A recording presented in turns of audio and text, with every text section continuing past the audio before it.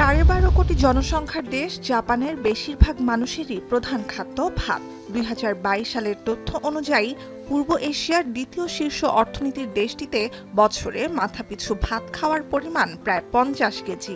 গেল জুন পর্যন্ত এক বছরে জাপানে চালের চাহিদা ছিল 70 লাখ টনেরও বেশি। ঠিক এমন সময়েই খরা, বন্যার মতো চরম প্রাকৃতিক দুর্যোগের কবলে জাপান। টাইফুন শানশানের প্রভাবে অতিবৃষ্টি, বন্যার কবলে বিস্তীর্ণ অঞ্চল। অথচ গেল বছরের খরা, বন্যার ক্ষত এখনো কাটিয়ে উঠতে পারেনি দেশটি। তাপমাত্রার তীব্রতা আর দাবদাহের স্থায়িত্ব বাড়তে থাকায় খেতেই নষ্ট হচ্ছে বিপুল পরিমাণ শস্য, যার অন্যতম চাল। 2023 সালে দীর্ঘ দাবদাহের জেরে জাপানে চালের মজুদ বর্তমানে শতকের সর্বনিম্ন পর্যায়ে পৌঁছায়। এতে চাহিদার তুলনায় ব্যাপক ঘাটতির কারণে বাজারে বাড়তে থাকে চালের দাম।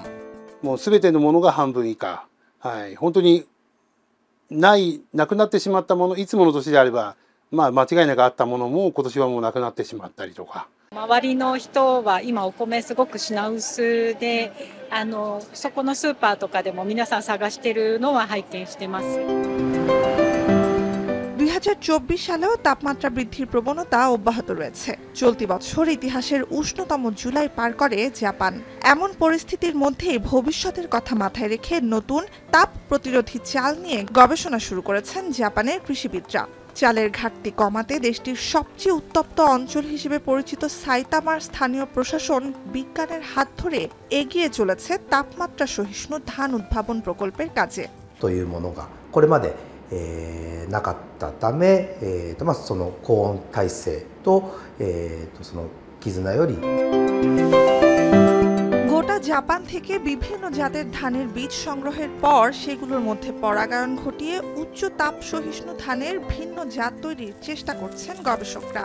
সবশেষ চলতি বছর ইমিহোকোরো নামে এক জাতের ধান উদ্ভাবনে সফল হয়েছেন তারা, যেটি আগে উদ্ভাবিত অনেক জাতের ধানের তুলনায় প্রতিকূল পরিবেশে তুলনামূলক উচ্চ গুণগত মানের চাল উৎপাদনে সক্ষম।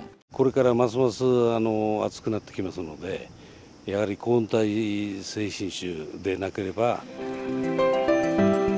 জাপানে মোট খাদ্যপণ্যের চাহিদার 60% বেশি আমদানি করতে হয়। হাতে গোনা কয়েকটি নিত্য খাদ্যপণ্যের মধ্যে চাল একটি, যার চাহিদা মেটে দেশটির নিজস্ব উৎপাদনেই। নুসহাত কামাল, এখন বিশ্ব। 250টিরও বেশি ডিজাইন অপশন নিয়ে ওয়ালটন স্মার্ট ফ্রিজ, বোঝে আপনার প্রয়োজন।